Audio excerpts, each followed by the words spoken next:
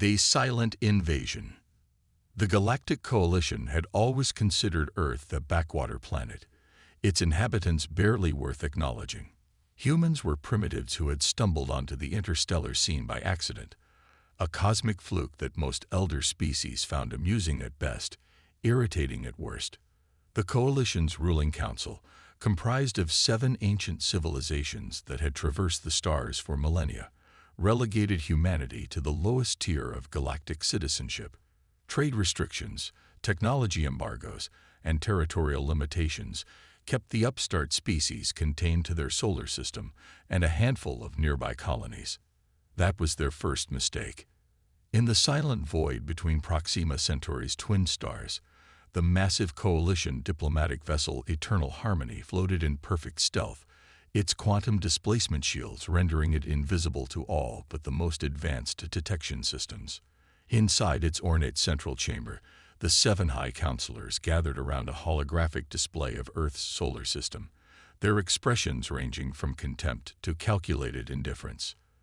"The humans have bypassed our technology restrictions again," said Counselor Xerix, his crystalline exoskeleton glittering under the chamber's soft light.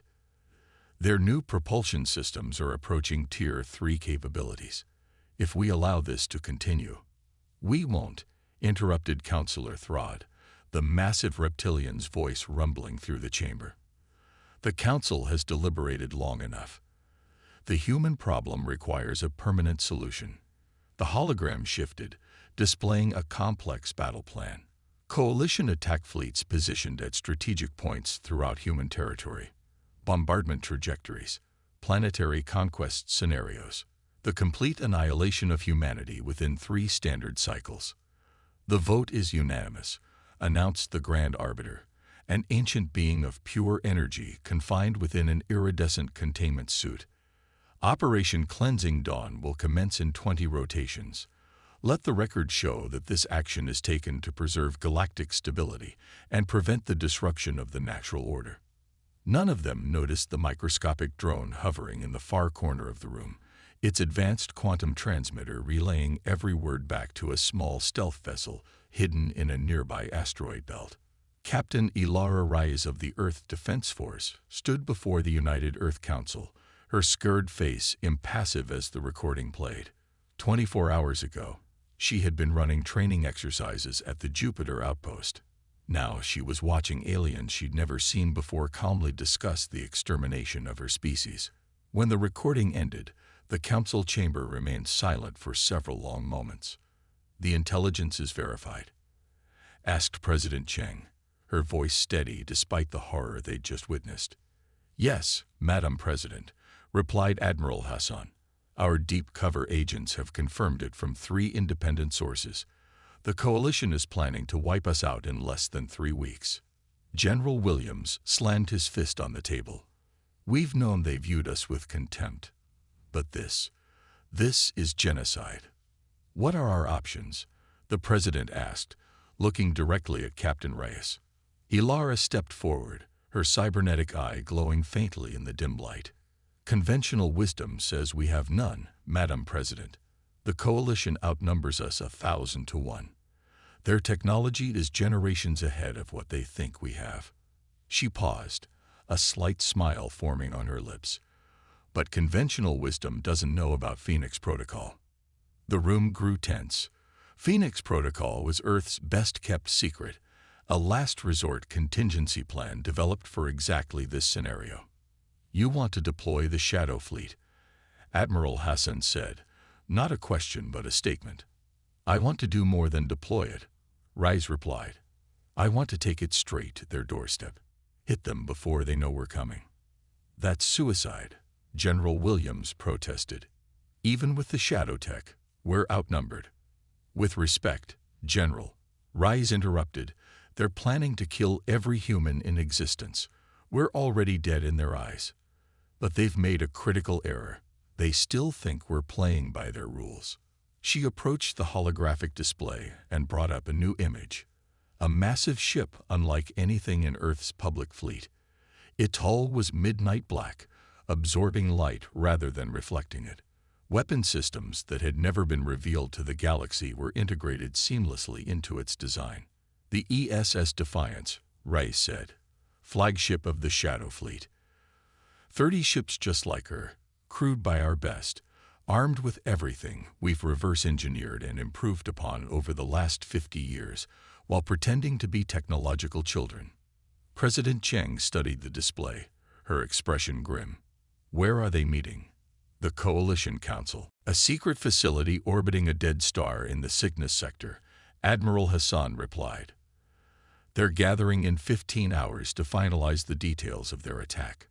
The president stood, her decision made. Captain Rice, you have command of the Shadow Fleet. Your orders are simple. Ensure the survival of humanity by any means necessary. Ilara saluted sharply. Yes, Madam President. The Coalition security fleet orbiting the secret meeting facility consisted of 12 warships, an overwhelming force by the standards they believe humans capable of challenging. Their commanders were relaxed, some even bored. Guard duty for a simple council meeting was beneath their status, but protocol demanded it. Commander Zivexol of the Dorjan Imperium yawned, his 4 eyes blinking asynchronously as he scanned the sensor readings. Nothing but empty space for light years. He was about to order another sweep when his tactical officer froze. Commander, the officer whispered, I'm detecting something. Be specific, Lieutenant, Zivexol snapped. I can't, sir. The sensors are showing distortions, but nothing concrete. It's as if space itself is bending around us. Commander Zivexol was about to reprimand the officer for incompetence when the main view screen flickered. A human face appeared, a female with dark hair cut close to the scalp, one eye natural, one clearly artificial. Attention Coalition Security Fleet, she said, her voice calm and measured.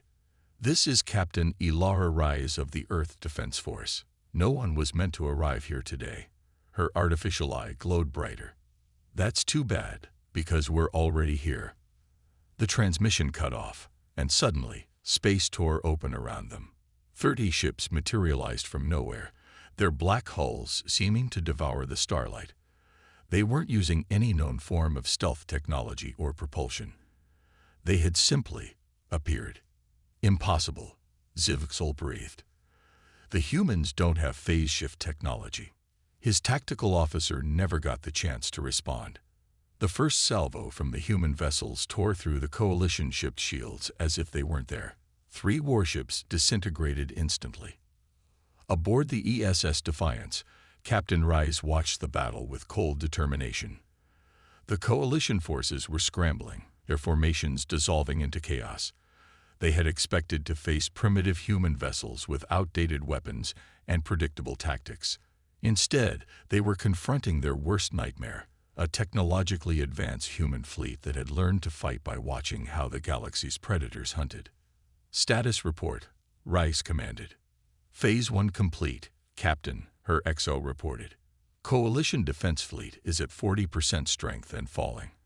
Our losses are minimal. And the facility. Their shields are holding, but we've detected the energy signature of their emergency evacuation systems powering up. The counselors are trying to escape. Rice nodded. Deploy the boarding teams. I want those counselors alive. Lieutenant Commander Jackson, head of the Special Forces Unit, stepped forward. My team is ready, Captain. Permission to lead the boarding party. Granted. Remember, we need them alive, Commander. Dead counselors can't negotiate. Jackson grinned, checking his advanced combat suit one last time. Don't worry, Captain. We know how to make an entrance they won't forget. Inside the Coalition meeting facility, panic had replaced the earlier arrogance. The 7 high counselors were being rushed toward the emergency transports by their security details when the facility shuddered violently. What was that? Demanded Counselor Throd, steadying himself against a wall. The head of security, a veteran of a dozen interstellar conflicts, looked genuinely afraid. They've breached our shields. Impossible. Our barriers should be impenetrable to human weapons. Another impact, stronger this time, sent them all tumbling to the floor. Emergency lights flashed as the artificial gravity fluctuated. "Get to the transporters," the Grand Arbiter ordered, his containment suit flaring with agitated energy. "We cannot be captured." They had almost reached the transport chamber when the doors ahead exploded inward. Through the smoke stepped figures in matte black armor unlike anything the Coalition had ever seen. The lead figure removed his helmet, revealing a human face with cold, determined eyes. "High Counselors of the Galactic Coalition," Lieutenant Commander Jackson announced, his voice amplified by his suit's systems. "By authority of the United Earth Government, you are hereby detained for conspiring to commit genocide against humanity." Counselor Xerx's crystalline form vibrated with rage. "This is an outrage. You primitive apes dare to..." His words cut off as a small device attached to his exoskeleton, instantly paralyzing him. "I'd choose my next words carefully if I were you," Jackson said, his smile never reaching his eyes. "Captain Rice is eager to speak with you all. And trust me, you want to be on your best behavior for that conversation." As the human soldiers secured the counselors, the Grand Arbiter's containment suit dimmed in resignation. "How?" he asked simply. "How did you achieve this level of technology without our knowledge?" Jackson secured the final restraints before answering. "You thought us children playing with toys we didn't understand. That was convenient for us. While you watched us fumble with the scraps you let us have, we were studying you, learning, adapting, improving. You forgot the most important rule when dealing with humans." "And what rule is that?" the Arbiter asked. "We're at our most dangerous when you think we're harmless. The pure IC of undeoristimation."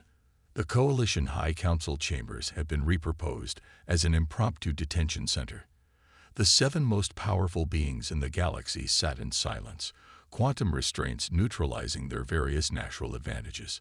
Some radiated fury, others fear, but all shared one emotion that none had expected to feel toward humans: respect. Captain Ilara Rise entered the chamber, her footsteps echoing on the polished floor.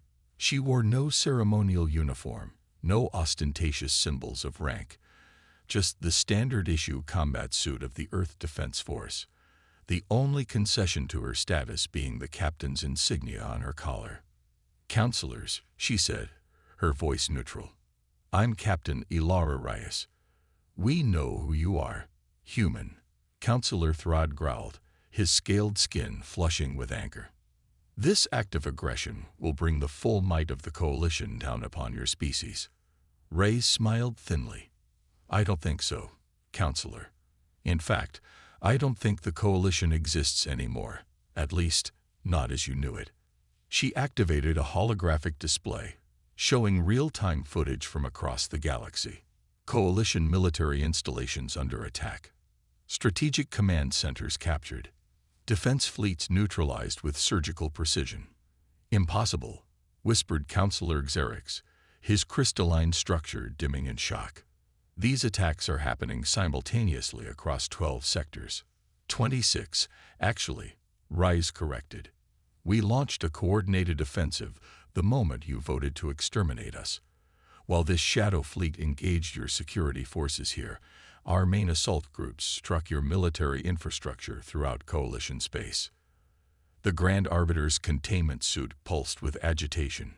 No single species could coordinate an attack of this magnitude without decades of preparation. 53 years, Rice said simply. "Ever since our first contact with immersion scouts, we suspected we weren't being told the whole truth about our place in the galaxy. So we prepared. While publicly accepting your restrictions, privately we built. While smiling at your ambassadors, we infiltrated your networks. While thanking you for scraps of outdated technology, we were reverse engineering and improving everything we could get our hands on." She walked slowly around the chamber, studying each counselor in turn. "You made a fundamental error in your assessment of humanity," she continued. "You judged us by the standards of your own evolution. Your species all developed gradually, with centuries or millennia between major technological leaps. Humans don't work that way. We adapt rapidly. We innovate constantly. And when threatened, we accelerate. She stopped before the Grand Arbiter, meeting the gaze of the energy being inside the containment suit. You planned to wipe us out because you feared what we might become. In doing so, you forced us to become exactly what you feared, centuries ahead of schedule. Admiral Hassan's voice came through on the secure channel. Captain, status update. Phase 3 is complete. 87% of primary targets secured. Coalition resistance is fragmented and disorganized. Casualties? Rise asked, stepping away from the counselors. Minimal on our side. We're being careful with coalition forces, using suppression tactics rather than lethal force where possible, as ordered. Rise nodded. Good. Maintain that approach. I'll contact you after I've concluded negotiations here. She turned back to the counselors, whose expressions had shifted from defiance to dawning comprehension. You're not here to destroy us, the Grand Arbiter said slowly. If extermination was your goal, we would already be dead. Unlike you, we don't believe in genocide as a solution to political problems, Rise replied. We want something else entirely. She gestured, and Lieutenant Commander Jackson entered with a data crystal, which he placed in the center of the room. It projected a complex document written in the standard galactic diplomatic language. This is the Terran Accords, Rise explained, a new framework for relations between humanity and the former coalition species. Its terms are non-negotiable. Counselor Throd hissed in outrage. You expect us to surrender our sovereignty to primitives? Rise raised an eyebrow. I expect you to recognize reality, Counselor. Your military has been neutralized. Your hidden weapons platforms have been captured. Your communication networks are under our control. The Coalition, as a governing body, has ceased to exist.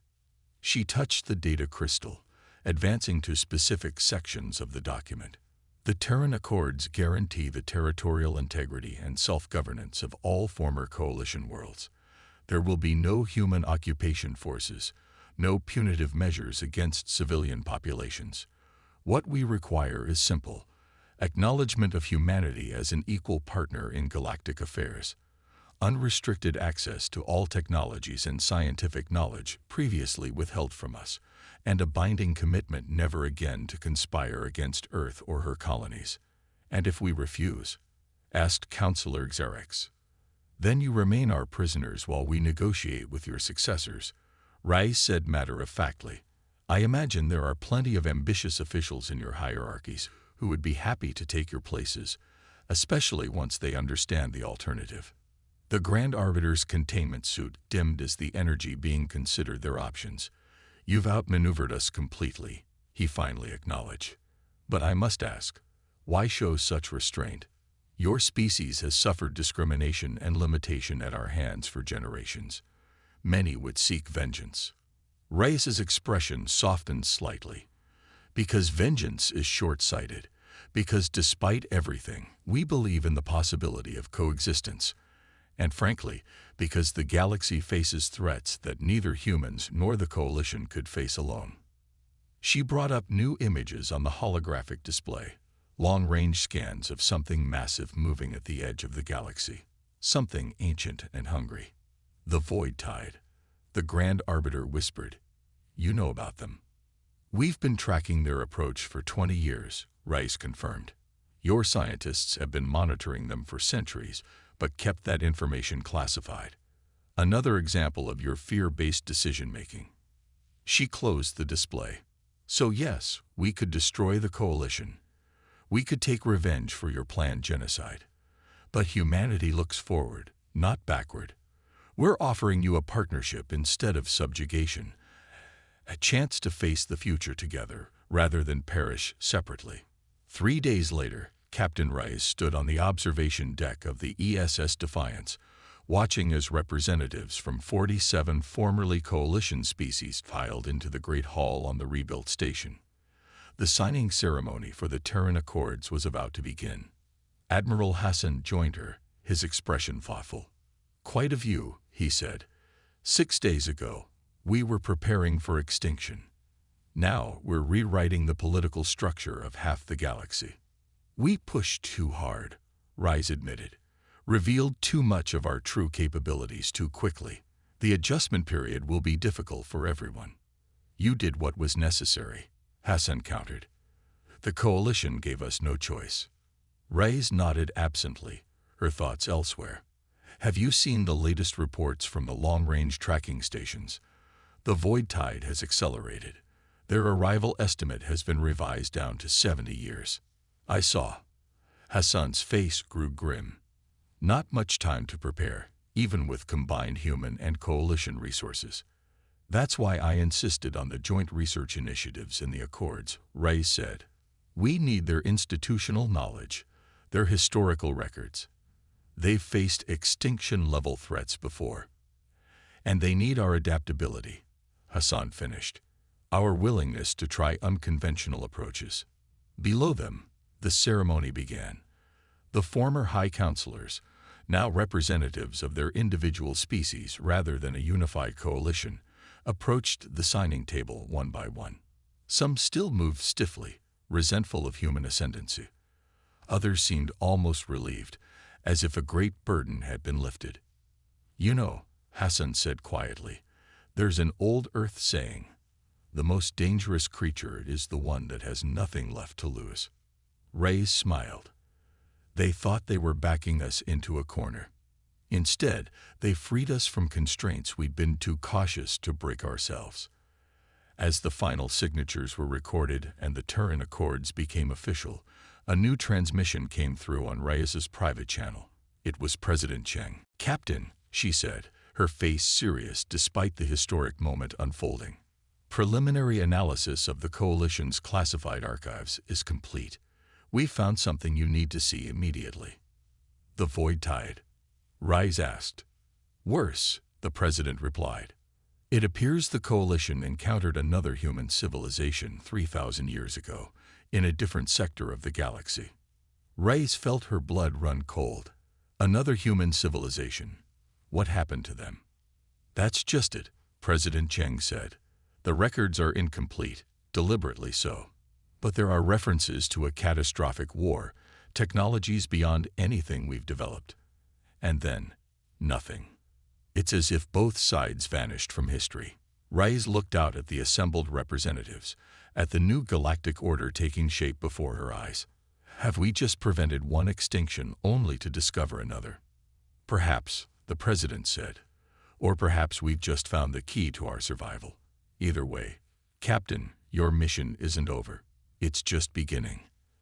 As the ceremony concluded and applause filled the Great Hall, Captain Ilara Reyes straightened her uniform and prepared to face yet another impossible challenge. Humanity had survived its first great test among the stars. Whatever came next, ancient human civilizations, the approaching void tide, or threats yet undiscovered, they would face it the same way they'd faced the Coalition's planned genocide. Together, adaptable, unstoppable. No one had expected humans to arrive on the galactic stage so forcefully. No one had believed they could challenge the established order. That had been their mistake.